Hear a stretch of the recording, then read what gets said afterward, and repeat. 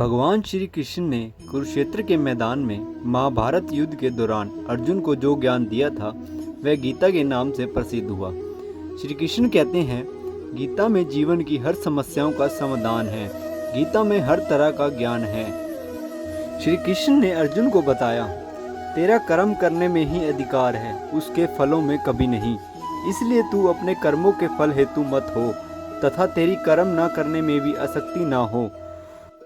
यदि आप सफलता चाहते हैं तो कर्म के परिणाम की चिंता छोड़कर बस कर्म पर ही फोकस करना चाहिए। यदि आप अपना 100% अपने लक्ष्य को देंगे, कर्म पर फोकस करने से सफलता आपके पीछे पीछे अपने आप ही चली आएगी। इसलिए श्री कृष्ण कहते हैं, अपने कर्म पर ध्यान देना चाहिए, ना कि उसके कर्म फल पर। हमें किसी पर संदेह करना चाहिए या नहीं। श्री कृष्ण कहते हैं, संदेह करने से मनुष्य विवेकहीन और अवश्य ही भ्रष्ट हो जाता है। ऐसे संशय मुक्त मनुष्य के लिए ना यह लोक है, ना परलोक है और ना वह कभी सुखी है। भगवान कहते हैं, किसी पर संदेह करना उचित है, लेकिन संशय का अर्थ होता है दुविधा, निर्णय ना लेने की स्थिति। इससे व्यक्ति विवेक शून्य हो जाता है, निर्णय लेने की क्षमता कमजोर हो जाती है। कहावत भी सुनी होगी आपने कि दुविधा में दोनों गए, ना माया मिली ना राम। महाभारत में अर्जुन को समझ नहीं आ रहा था कि युद्ध लड़ूं या नहीं। हमारे जीवन का निर्माण हमारे निर्णय ही करते हैं। यदि बुद्धि संशय रहित होगी तो निर्णय सही होंगे, या संशय युक्त होगी तो गलत ही होंगे। इसलिए हमेशा हमें सही फैसले लेने चाहिए और हमेशा अपने लक्ष्य पर ध्यान देना चाहिए। आज के युग में आप सबको तो पता ही है कि एक सबसे बड़ी चीज़ है, वो है हमारी लालसा।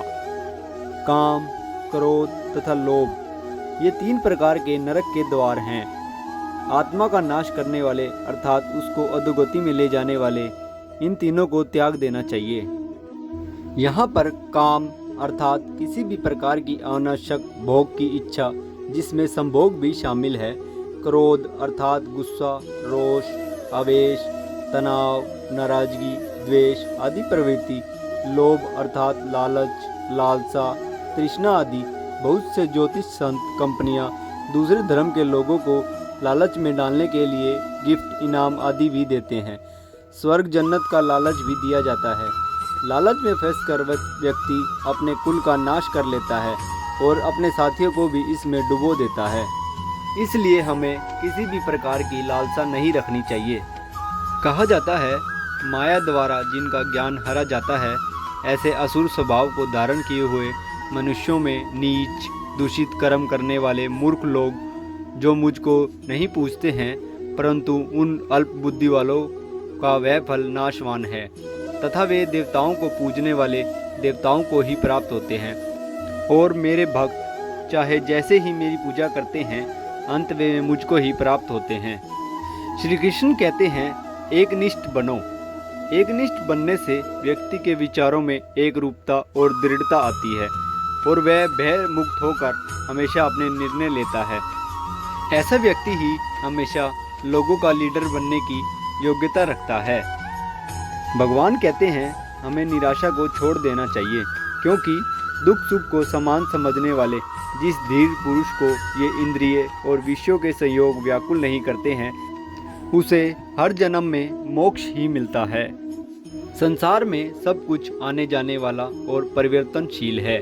जैसे सुख दुख, हार जीत, जीना मरना आदि सब कुछ चलता रहता है। यह सोचकर मन में कभी भी निराशा का भाव नहीं लाना चाहिए।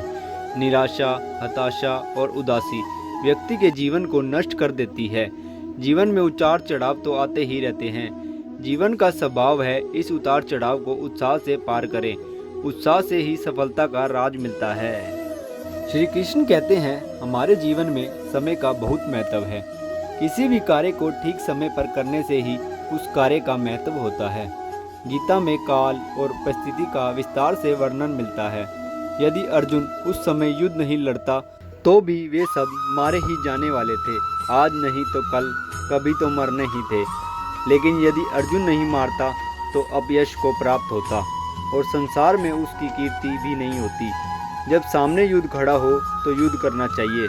ऐसे ही जब जीवन में भी जो अवसर सामने खड़ा हो उसको भूलना नहीं चाहिए, वरना उस अवसर का तो नाश ही होने वाला है या उस अवसर को कोई और प्राप्त करने वाला होगा। आज के युग में किसी भी कंपनी में श्री कृष्ण रूपी सीईओ, धर्मराज युधिष्ठिर की भांति कानूनी सलाहकार, अर्जुन के समान रणनीतिकार और वित्तीय प्रबंधक भीम के समान कार्यबल हो तथा नकुल एवं सहदेव की तरह मार्केटिंग प्रबंधक होने चाहिए। वीडियो अच्छी लगी हो तो लाइक, कमेंट, सब्सक्राइब करना ना भूलें। मिलते हैं नेक्स्ट वीडियो में।